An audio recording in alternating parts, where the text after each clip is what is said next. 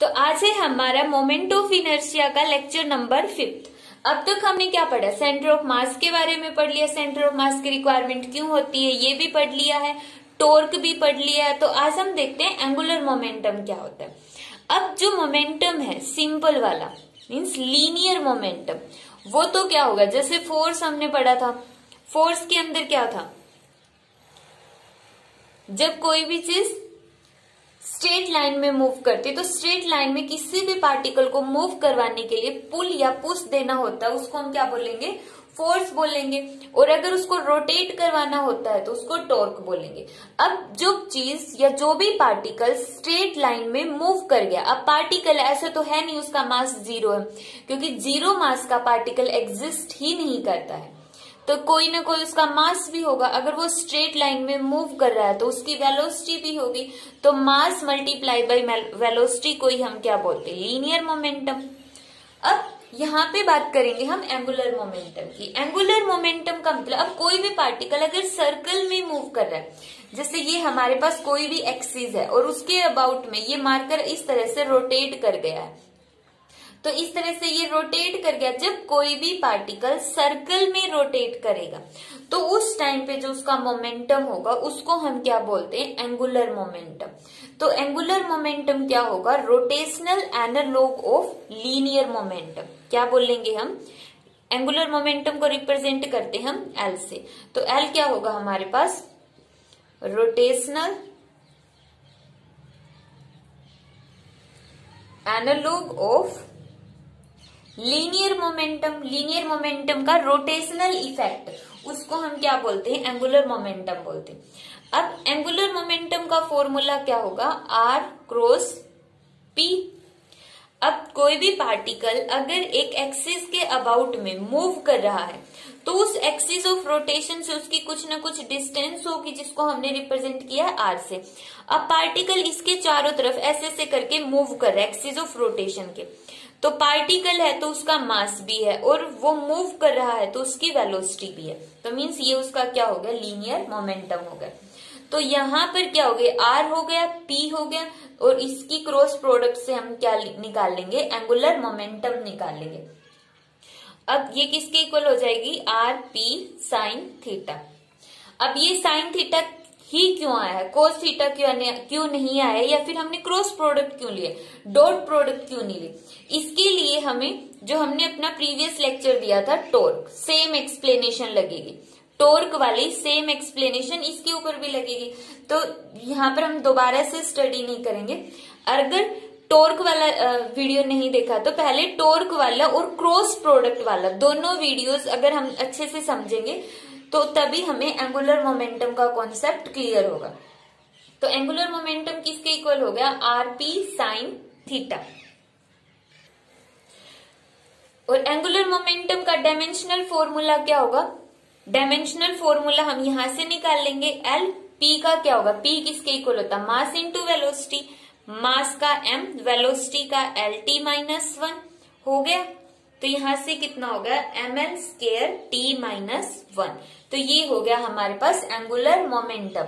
Angular momentum क्या होता है, rotational analogue of linear momentum. Means अगर बिल्कुल सिंपल लैंग्वेज में हमसे कोई पूछता है कि एंगुलर मोमेंटम बताओ बिल्कुल सिंपल लैंग्वेज में, तो इसका मतलब जब भी कोई भी पार्टिकल एक सर्कल में रोटेट कर रहा है, या फिर सिंपल बोलो कि जब भी पार्टिकल रोटेट कर रहा है अबाउट एन एक्सिस, तो उस टाइम पे उसके अंदर जो मोमेंटम होगा उसको हम क्या बोलते हैं, एंगुलर मोमेंटम बोलते हैं।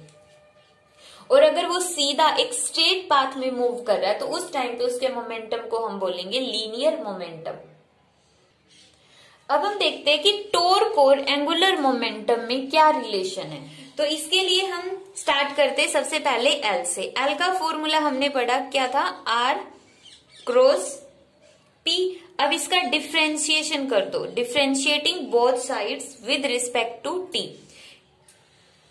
इसका डिफ्रेंशिएशन क्या होगा, डायरेक्टली लिख लेते हैं, आर क्रॉस पी।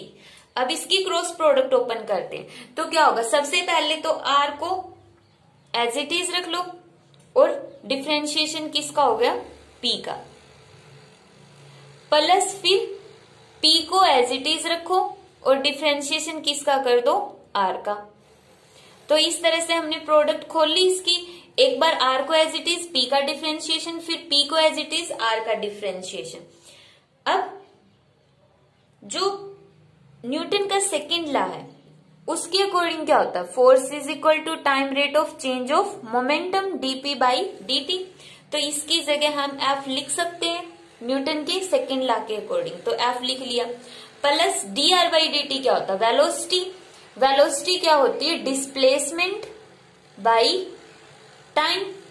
आर क्या है, डिस्प्लेसमेंट ही तो है, तो यहाँ पे क्या होगी, आर डिस्प्लेसमेंट कैसे हुई, जैसे कोई भी पार्टिकल यहाँ पर है तो उसकी ओरिजिन से डिस्टेंस है तो डिस्प्लेसमेंट है, और displacement by time is velocity. तो यहां पर हो गया velocity cross p vector, r cross f as it is plus v vector cross linear momentum का फॉर्मूला मास इनटू वेलोसिटी। तो यहां से आर क्रॉस एफ क्या होता है हमारे पास, टॉर्क। आर क्रॉस एफ क्या होगा, टॉर्क प्लस मास कांस्टेंट होता, बाहर निकाल लो, V vector multiply by V vector. अब क्रॉस प्रोडक्ट के अंदर हम स्टडी कर चुके हैं कि दो सेम वेक्टर्स की प्रोडक्ट कितनी होगी, 0 होगी। तो यहाँ पे क्या हो जाएगा, जब दो सेम वेक्टर हैं तो उनकी क्रॉस प्रोडक्ट 0, अगर उनकी डायरेक्शन सेम है, जैसे दोनों आई कैप के अंदर है, जे कैप है, मीन्स दोनों या एक्स एक्सिस में है या दोनों वाई एक्सिस में है या फिर दोनों जेड एक्सिस में, तो उनकी क्रॉस प्रोडक्ट होती है 0।